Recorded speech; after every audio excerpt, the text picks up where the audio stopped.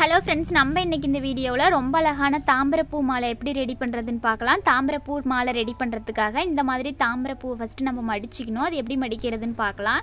தாமரைப்பூவை first மடிக்கிறதுக்காக அதோட அந்த சின்ன இதழ் 2 இதழ் 3 இதழ் இருக்கும், கொஞ்சம் ரொம்ப அடிப்பட்ட மாதிரி. அந்த இதழை எடுத்துகிட்டு இந்த மாதிரி காம்பை லைட்டாக பிடிச்சி உடைச்சமாவே ஒடிஞ்சிரும். அப்படி இல்லைன்னா சிசர் வச்சு கட் பண்ணிக்கலாம்.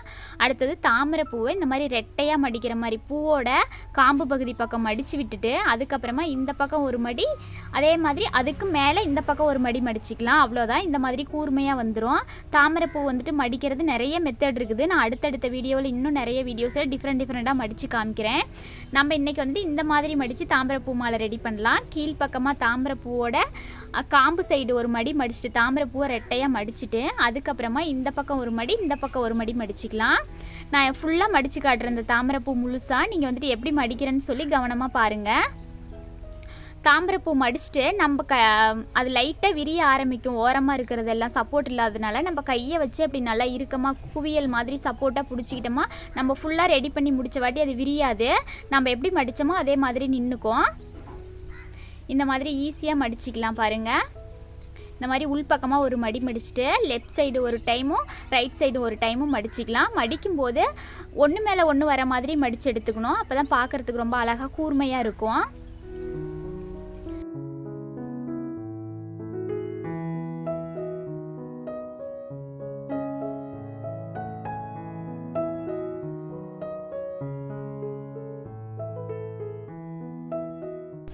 இந்த மாதிரி தாமரை பூவோட சுற்றி இருக்கிற பெரிய இதழ்கள் எல்லாமே மடித்து எடுத்துக்கலாம். நம்ம மடிக்கும் போதே நம்ம கையை சப்போர்ட்டாக வந்துட்டு அந்த ரவுண்டாக குவியல் மாதிரி தாமரை பூவை லைட்டாக அழுத்தி பிடிச்ச மாதிரி பிடிச்சிக்கோங்க. இல்லைனா சுற்றி இருக்கிற வெளிப்புறமாக இருக்கிற இதழ்கள் வந்து லைட்டாக விரிய ஆரம்பிக்கும். நம்ம ஃபுல்லாக மடிச்சுட்டு அப்புறம் விட்டுடலாம்.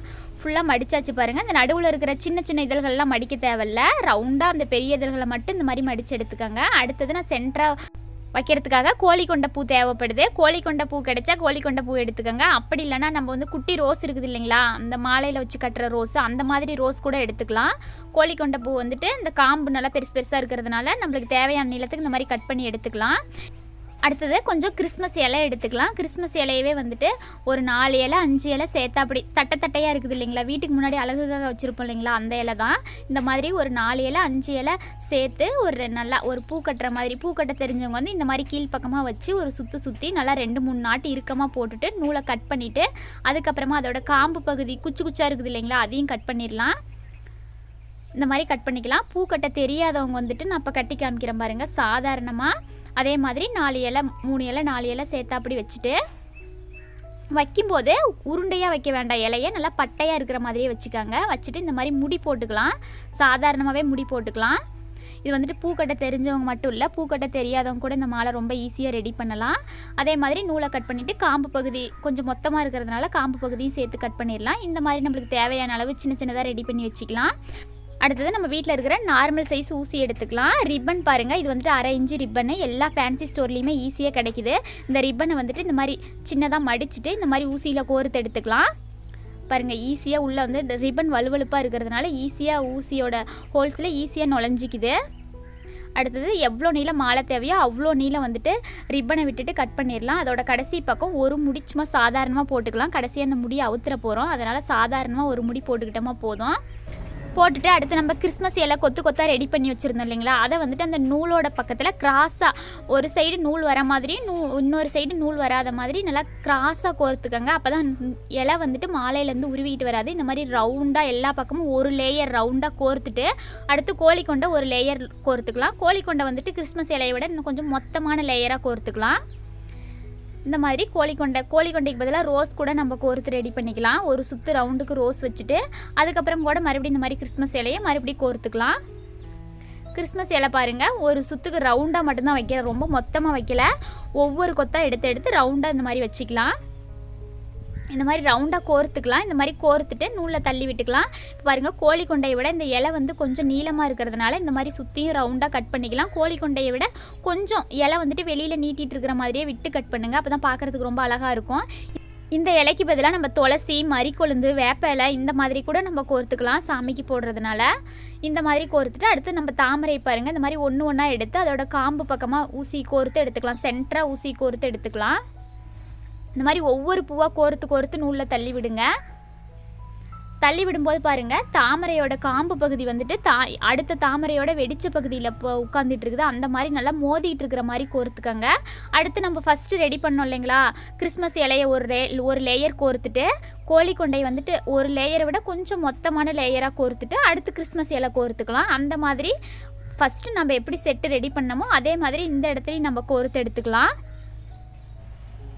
நம்மளுக்கு வந்து தாமரைப்பூ மாலை எவ்வளோ நீளம் வேணுமோ அதுக்கு தகுந்த மாதிரி கோர்த்து எடுத்துக்கலாம். நான் வந்துட்டு இன்னைக்கு கொஞ்சம் பெரிய மாலையாகவே ரெடி பண்ண போகிறேன்.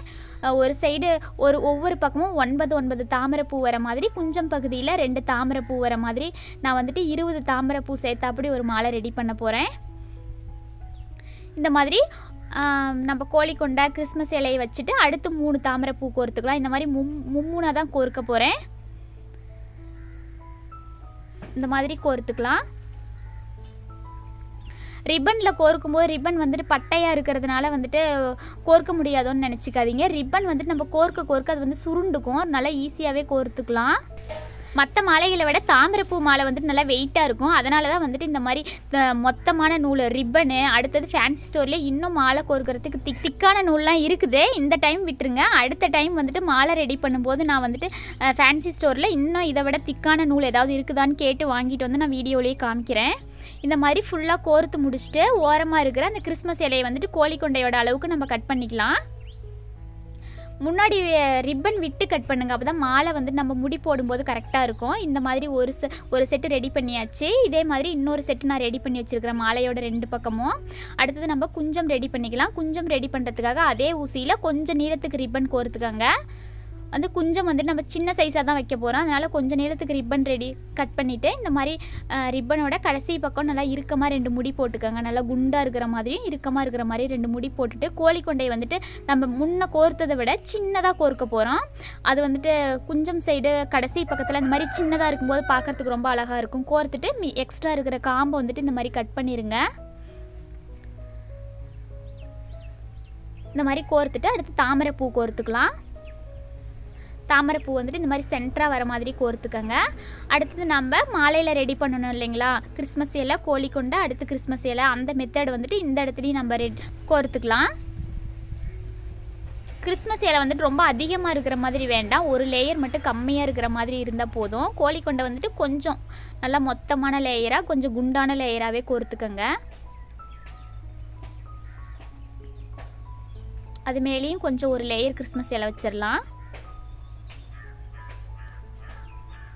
இந்த மாதிரி துளசி கோர்க்கும்போது அதோட கொழுந்து துளசி மட்டும் எடுத்து கோர்த்துக்கங்க. இந்த இலை கிடைக்கல துளசி கோர்க்குறோம் அப்படின்னா துளசியோட கொழுந்து சைடு மட்டும் கோழிக்கொண்டையோட லென்த்துக்கு கட் பண்ணி எடுத்து கோர்த்துக்கலாம். அதுவும் ஈஸியாக இருக்கும். இந்த மாதிரி கோர்த்து முடிச்சுட்டு இந்த இலைகளை வந்துட்டு கோழிக்கொண்டையோட அளவுக்கு கட் பண்ணிடலாம். 2 தாமரைப்பூ போதுமானதாக இருக்கும் குஞ்சம் பகுதிக்கு. அடுத்து கொஞ்சம் ரிப்பன் விட்டு கட் பண்ணிக்கோங்க முடி போடுறதுக்கு.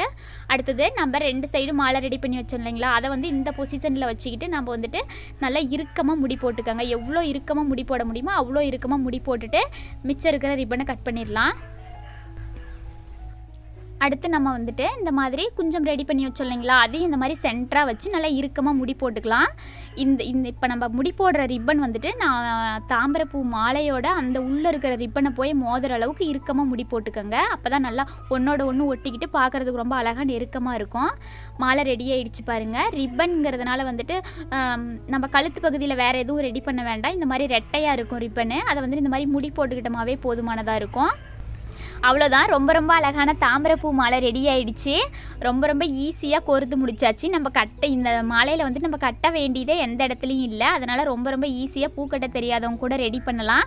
இந்த வீடியோ உங்களுக்கு கண்டிப்பாக பிடிச்சிருக்கும். இந்த வீடியோ பிடிச்சிருந்ததுன்னா மறக்காமல் நம்ம சேனலை சப்ஸ்கிரைப் பண்ணிக்கோங்க. இந்த வீடியோ கடைசி வரைக்கும் ஸ்கிப் பண்ணாமல் பார்த்ததுக்கு தேங்க்யூ ஃப்ரெண்ட்ஸ்.